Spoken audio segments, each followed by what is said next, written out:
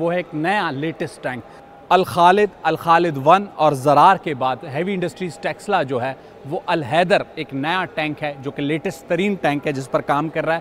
Heavy industries Taxila میں نہ صرف پاکستان آرمی یا اس کے اداروں کے لیے بلکہ جو سویلین آرمڈ فورسز ہیں ان کے لیے بھی نہ صرف آرمڈ وہیکلز تیار کی جاتی ہیں، اس کے علاوہ بھی جسے کہتے ہیں life jackets, security check post جو بنکرز کہلاتے ہیں وہ بنائے جاتے ہیں۔ اس وقت ایک ہال میں موجود ہیں جہاں پر ہمیں یہ نظر آ رہا ہے یہ APCs ہیں جو کہ سندھ پولیس، رینجرز، ان کی جو کارروائیاں ہوتی ہیں یا بلوچستان پولیس یا فرنٹیر کور بلوچستان ان میں ہمیں نظر آتی ہیں۔ اس کے علاوہ یہ ایسی گاڑیاں ہیں جو کہ مشکل علاقوں میں جہاں پہ کہتے ہیں پتھریلی زمین اور جہاں پر کچے راستے ہوتے ہیں یہ وہاں پر کام کرتی ہیں۔ یہ وہ تمام گاڑیاں یا آرمڈ وہیکلز ہیں جنہیں پاکستان آرمی کا ڈیفنس پروڈکشن کا یہ ادارہ ہیوی انڈسٹریز ٹیکسلا نہ صرف پاکستان آرمی بلکہ جو سویلین آرمڈ فورسز ہیں ان کے لیے بھی تیار کرتا ہے۔ اس ہال میں جہاں پر ہم موجود ہیں وہاں پر جو کچھ ہیوی انڈسٹریز ٹیکسلا میں تیار ہوتا ہے اس کی تمام جو ہے ڈسپلے موجود ہے۔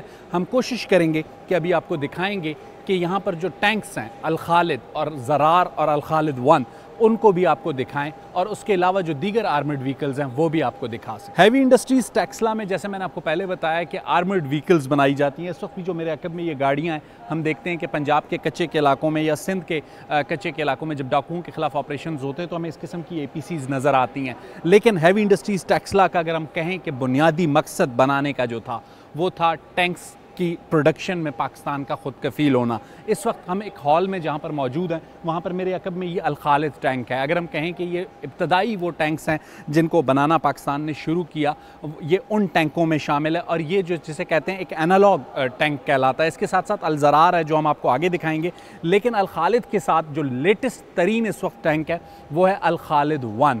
الخالد 1 جو ہے اسے کہا جاتا ہے کہ یہ ڈیجیٹل ٹیکنالوجی کے ساتھ لیس ہے۔ جیسا کہ الخالد کے بارے میں نے آپ کو بتایا کہ الخالد جو ہے وہ انالوگ ٹینک تھا، لیکن اس کو جب اپ گریڈ کیا گیا تو اس کی اپ گریڈیشن الخالد 1 کی صورت میں ہوئی اور اسے کہا جاتا ہے کہ ڈیجیٹل ٹینک ہے۔ اور اس وقت جو پاکستان آرمی کو سالانہ 50 کے قریب ٹینک پروڈیوس کر کے دینے کی صلاحیت رکھتا ہے ہیوی انڈسٹریز ٹیکسلا، اور یہ الزرار ٹینک ہے جو کہ ابتدائی طور پہ ہم نے دیکھا کہ جب ٹینکس کی پروڈکشن اور ریپروڈکشن شروع ہوئی تو ان میں یہ شامل تھا۔ لیکن اس کے ساتھ ساتھ ایک اور ایسی چیز ہے جس میں ہم دیکھتے ہیں کہ ہیوی انڈسٹریز ٹیکسلا اپنا کام کر رہی ہے، وہ ہے ایک نیا لیٹسٹ ٹینک الخالد 1 اور زرار کے بعد ہیوی انڈسٹریز ٹیکسلا جو ہے وہ الحیدر ایک نیا ٹینک ہے جو کہ لیٹسٹ ترین ٹینک ہے جس پر کام کر رہا ہے۔ اور جیسا کہ ہم نے آپ کو پہلے بتایا کہ الخالد اور الخالد 1 میں چائنا کا اشتراک شامل تھا، لیکن اس میں الخالد 1 میں یہ بتایا جاتا ہے کہ انجن یوکرین سے استعمال کیا جاتا ہے۔ تو یہ سوال اٹھتا ہے کہ رشیا اور یوکرین کی جو جنگ ہے اس کے دوران اس کے انجن کی کیپیسٹی یا انجن کی جو ضروریات ہوں گی انہیں کیسے پورا کیا جائے گا۔ تو ہمیں یہ بتایا گیا کہ اس کے لیے بھی جسے کہتے ہیں الٹرنیٹیو جو ارینجمنٹس ہیں 70% تک اس کی ریپروڈکشن پاکستان میں کرنے کی صلاحیت موجود ہے۔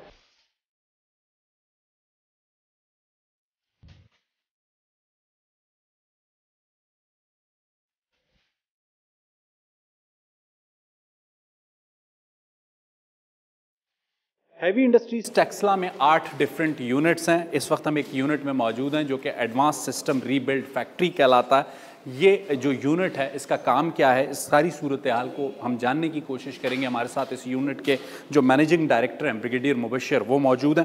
بریگیڈیئر صاحب، آپ کی جو یونٹ ہے یہاں پر اس کا بیسک کام کیا ہے ہیوی انڈسٹریز ٹیکسلا میں اور جو ٹینکوں کی مینوفیکچرنگ ہے اس میں؟ ہماری یہ یونٹ جو ہے ٹینکوں کے fire control system, gun control system اور آپٹرونکس پہ کام کرتا ہے۔ جیسے کہ آپ کو یہ نظر آ رہے ہیں یہ ٹینکوں کی کمانڈر گنر سائٹس، ٹینکوں کا کمپیوٹر، ہم ان چیزوں کی ری بلڈ اور انڈیجنائزیشن کرتے ہیں۔ اور ہم بڑے فخر سے کہہ سکتے ہیں کہ اس وقت ٹینک میں سب سے سوفسٹیکیٹڈ اسمبلی ٹینک کا فائر کنٹرول کمپیوٹر ہے۔ وہ پاکستان میں ہم اپنا بنایا ہوا استعمال کر رہے ہیں اور اپنی اس ایکسپرٹیز کو استعمال کر کے ہم دنیا کے 2-3 ممالک ہیں جن کو ان چیزوں کی ہم اپ گریڈیشن اور ریپیئر میں اسسٹ کر رہے ہیں۔ کن کن ممالک؟ ہم جارڈن اور بحرین کے ساتھ اس وقت انگیجڈ ہیں اور جارڈن کو ہم نے اس کی کچھ چیزیں بنا کے بھی دی ہیں۔ اچھا، ہم نے پہلے دیکھا کہ جب الزرار اور الخالد تھے وہ انالوگ ٹینکس تھے، اور الخالد 1 کے بارے میں بتایا جاتا ہے کہ دیٹ از ڈیجیٹل. اس کی ڈیجیٹلائزیشن میں اس یونٹ کا کتنا رول ہے؟ اس ٹینک کا جو فائر کنٹرول کمپیوٹر ہے وہ انڈیجینسلی یہیں پہ بنتا ہے، اور یہاں پہ بنائے ہوئے فائر کنٹرول کمپیوٹر الیکٹرانک اور آپٹرونک ان ٹینکوں میں ہم استعمال کرتے ہیں. اچھا، یوکرین کی ہم جسے کہتے ہیں ٹیکنالوجی کو بھی استعمال کرتے ہیں جو ہماری آرمڈ گاڑیاں یا جو ٹینکس کی تیاری ہے، اس کے علاوہ چائنا کو بھی. اس وقت ہم دیکھتے ہیں کہ رشیا اور یوکرین کی جو ایک سچویشن ڈیولپ ہوئی ہے، تو کیا یہ جو آپ کی پروڈکشن ہے اس کو افیکٹ کرے گی یا نہیں؟ ہم نے اس ایفیکٹ سے بچنے کے لیے بہت سال پہلے پلان کر لیا تھا، اور اس کی جتنی سوفسٹیکیٹڈ چیزیں ہیں ان کو ہم اس فیکٹری میں انڈیجنائز کر چکے ہیں. صحیح. ایز آف ناؤ ٹینک کی الیکٹرانکس اور کمپیوٹر میں کوئی ایسی چیز نہیں ہے جس کو ہم خود ریبلڈ نہیں کر سکتے، خود مینوفیکچر کر کے نہیں لگا سکتے. برگیڈیئر صاحب، اگر یہ یونٹ یہاں پہ نہ ہوتا تو زر مبادلہ پہ کتنا دباؤ آتا، اور اس یونٹ کے موجود ہونے سے ہمیں کتنا فائدہ ہو سکتا ہے زر مبادلہ، خاص کر ڈالر جو اس وقت پاکستان کی سب سے بڑی نیڈ ہے؟ جو ٹینکوں کی سوفسٹیکیٹڈ مشینری خاص طور پہ الیکٹرانکس ہیں وہ بہت مہنگی چیز ہے، اور دنیا میں بہت سی نیشنز ہیں جو یہ چیزیں ہمیں نہیں دیتی. بہت ہیوج فارن ایکسچینج ہے جو ہم اس فیسلٹی کی وجہ سے سیو کر رہے ہیں. وہ ہمیں امپورٹ سبسٹیوشن میں ہم بہت سا پیسہ ہے جو بچا کے حکومت کو واپس.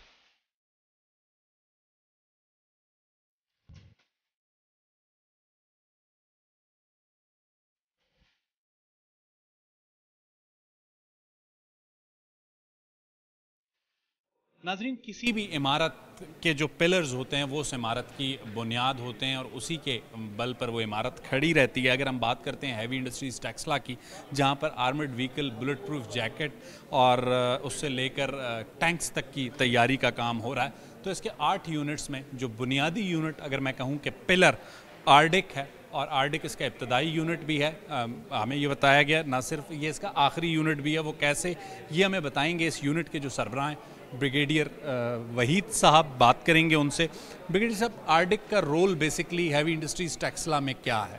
آرڈک کا رول ہمارے پاس سب سے پہلا رول ہے کہ ہم نے ایک نسخہ بنانا ہوتا ہے ان کمپوننٹس کا، یا ایک ایسا تیار نسخہ ہمیں بنانا ہوتا ہے تاکہ جو بھی ہمارے ٹیکنالوجی پارٹنرز ہیں یا ایس پی ڈی آرگنائزیشن، تاکہ ہم ان کو ایک کاغذ کا ٹکڑا دیں، ایک نسخہ دیں، اور اس نسخے کے مطابق وہ ہمیں بنا دیں. اب اس نسخے کو تیار کرنے کے لیے جو ہمیں ٹولز چاہیے، جو ایکوپمنٹ چاہیے، جو برین چاہیے، وہ یہاں پر ہمارے پاس آرڈک میں موجود ہے.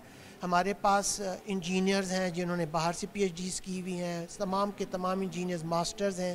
ہمارے پاس یونیورسٹی کے اسٹوڈنٹس آتے ہیں، پروفیسرز آتے ہیں، ان کو بھی ہم اس سارے اس میں. بریگیڈیئر صاحب، اگر ایک سوال آپ سے یہ کرنا چاہوں کہ آرڈک ایک ایسی جگہ مجھے لگتی ہے، ایک عام آدمی کے طور پہ جب میں اسکرینز پہ ٹینکوں کے اسکیچز دیکھ رہا ہوں یا رکھا ہوا ایکوپمنٹ دیکھ رہا ہوں، اس میں لازمی سی بات ہے ہم جو ٹینکس استعمال کر رہے ہیں اس میں ٹیکنالوجی یوکرینین بھی ہے، چائنیز بھی ہے.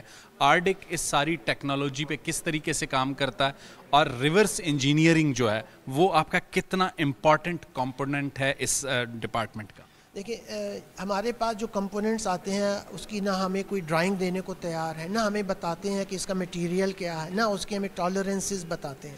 یہ سارا کام ہم ریورس انجینئرنگ ایسے کام ہوتا ہے کہ جس کے اندر ہم لوگ سب سے پہلے اس کا ایک اسکیچ تیار کرتے ہیں، اس کی ڈرائنگ تیار کرتے ہیں، اس کا ماڈل تیار کرتے ہیں.